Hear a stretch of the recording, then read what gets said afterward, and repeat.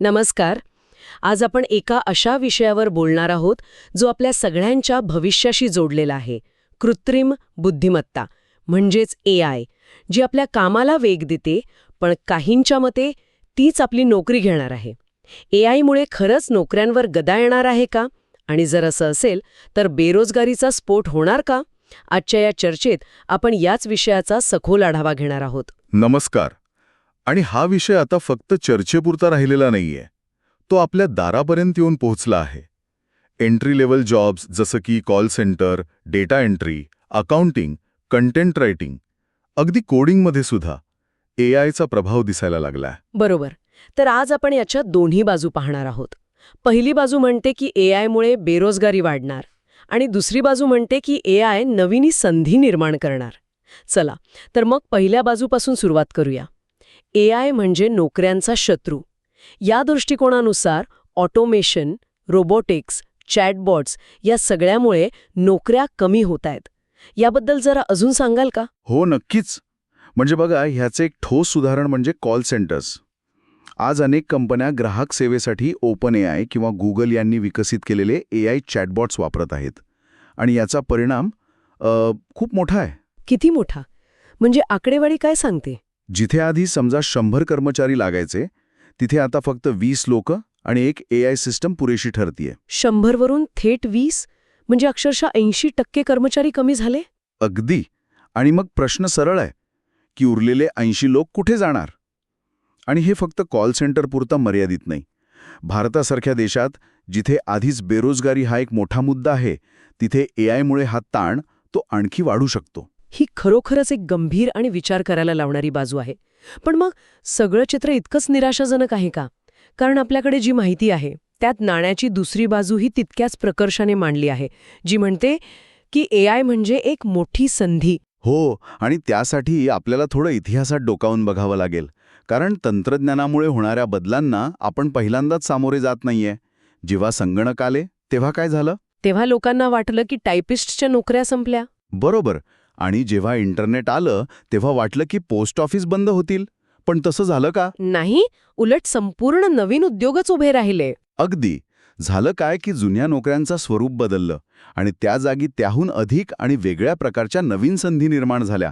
Web development, digital marketing, cyber security आणि आता AI engineering ही अशी क्षेत्रं आहेत ज्यांची आपण काही वर्षांपूर्वी कल्पनाही करू शकत नव्हतो. म्हणजे तुम्ही म्हणताय की मायक्रोसॉफ्ट, अमेझॉन, इन्फोसिस सारख्या कंपन्या आज AI संबंधित लाखो नवीन नोकऱ्या निर्माण करत आहेत. हो, याचा अर्थ स्पष्ट आहे. AI नोकऱ्या संपवत नाहीये, तर ते नोकऱ्यांचं स्वरूप बदलत आहे. स्वरूप बदलतंय. हा मुद्दा महत्वाचा आहे. पण हा बदल सोपा नाहीये. म्हणजे कॉल सेंटरमधल्या त्या 80 लोकांना थेट AI इंजिनियर नाही बनता येणार. या दोन पातळ्यांमध्ये खूप मोठी दरी आहे. ही दरी कशी भरायची? इथेच सरकारची भूमिका खूप महत्वाची ठरते, नाही का? तुम्ही अगदी अचूक मुद्दा पकडला आहे. ही स्किल गॅप म्हणजेच कौशल्यांमधील दरी हीच या बदलातील सर्वात मोठी अडचण आहे. आणि ही दरी भरून काढण्यासाठी सरकारला 4 महत्त्वाच्या पातळ्यांवर काम करावं लागेल. कोणत्या 4 पातळ्या? पहिली आणि सर्वात महत्त्वाची गोष्ट म्हणजे स्किल डेव्हलपमेंट रेव्होल्यूशन. म्हणजे कौशल्य विकासाची एक मोठी क्रांतीच घडवावी लागेल. स्किल इंडियासारख्या मोहिमा आहेत, पण त्यांना अधिक प्रभावी, अधिक भविष्यवेधी बनवावं लागेल. आणि दुसरं? शिक्षण पद्धतीत बदल.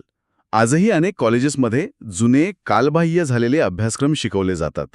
ते बदलून AI, machine learning, data science हे विषय अनिवार्य करायला हवेत. हे तर झाले धोरणात्मक बदल. पण जे छोटे व्यावसायिक आहेत किंवा जे नवीन काही करू इच्छितात त्यांच्यासाठी काय? तिसरा मुद्दा नेमका तोच आहे. MSME आणि स्टार्टअप्सना मदत. AI वापरून अनेक नवीन व्यवसाय उभे राहू शकतात.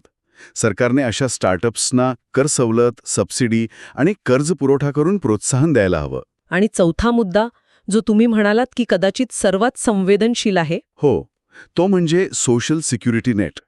एक सामाजिक सुरक्षा कवच. आपण हे नाकारू शकत नाही की या बदलाच्या प्रक्रियेत काही लोकांच्या नोकऱ्या जाणारच आहेत.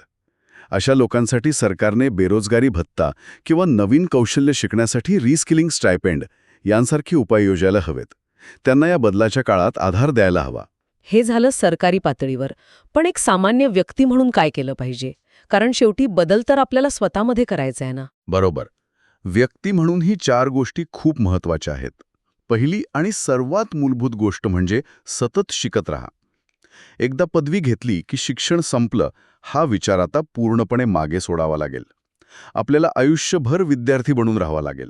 आणि दुसरी गोष्ट जी मला खूपच महत्वाची वाटते ती म्हणजे एआयला शत्रू न मानता एक साधन समजणं. अगदी. एक वाक्य खूप महत्वाचं आहे. AI तुमची नोकरी घेणार नाही, पण AI वापरायला शिकलेला माणूस तुमची नोकरी नक्की घेऊ शकतो. त्यामुळे घाबरून न जाता AI टूल्स वापरायला शिकायला हवं. ते तुमचं सर्वात शक्तिशाली सहकारी बनू शकतं. पण काही मानवी कौशल्य आहेत जी एआय कधीच पूर्णपणे आत्मसात करू शकणार नाही असंही म्हटलं जातं. Soft skills. हो. आणि हा तिसरा महत्वाचा मुद्दा आहे. सॉफ्ट स्किल्स वाढवा. क्रिएटिव्हिटी, लीडरशिप, इमोशनल इंटेलिजन्स आणि निर्णय क्षमता. AI तुम्हाला डेटा देऊ शकतं, पण त्या डेटाच्या आधारावर एक अवघड निर्णय घेण्याची जबाबदारी माणसालाच घ्यावी लागते. ही कौशल्य अनुभवातूनच विकसित होतात. आणि शेवटचा मुद्दा जो कदाचित या सगळ्याचा सार आहे तो म्हणजे मल्टीस्किल होणं. एकाच कौशल्यावर अवलंबून न राहता विविध कौशल्यांशी जोड तयार करा. उदाहरणार्थ कोडिंग आणि कम्युनिकेशन किंवा डिझाईन आणि मार्केटिंग. अशी कौशल्यांची जोड तुम्हाला इतरांपेक्षा वेगळं आणि अधिक मौल्यवान बनवेल. हीच भविष्यातील खरी सुरक्षितता आहे. तर या संपूर्ण चर्चेतून एक गोष्ट स्पष्ट होतीये. चित्र पूर्णपणे काळं किंवा पूर्णपणे पांढरं नाहीये. एआयमुळे काही क्षेत्रात बेरोजगारी वाढेल हे खरं आहे, पण त्याचवेळी मोठ्या प्रमाणात नवीन संधीही निर्माण होतील. अगदी बरोबर. खरा प्रश्न AIचा नाहीये, तर आपल्या तयारीचा आहे. जर सरकारने योग्य धोरणात्मक बदल केले आणि लोकांनी स्वतःला सतत अपडेट ठेवलं, तर AI हे संकट नाही, तर ती भारतासाठी 21व्या शतकातील सर्वात मोठी संधी ठरू शकते. म्हणजे धोका आणि संधी या दोन्ही गोष्टी आपल्या प्रतिसादावर अवलंबून आहेत. एआय तर येणारच आहे, तो एक अटळ बदल आहे. प्रश्न फक्त एवढाच आहे की आपण त्यासाठी तयार आहोत का? बेरोजगारी वाढणार की भविष्य उज्ज्वल होणार याचा निर्णय आपल्याच हातात आहे.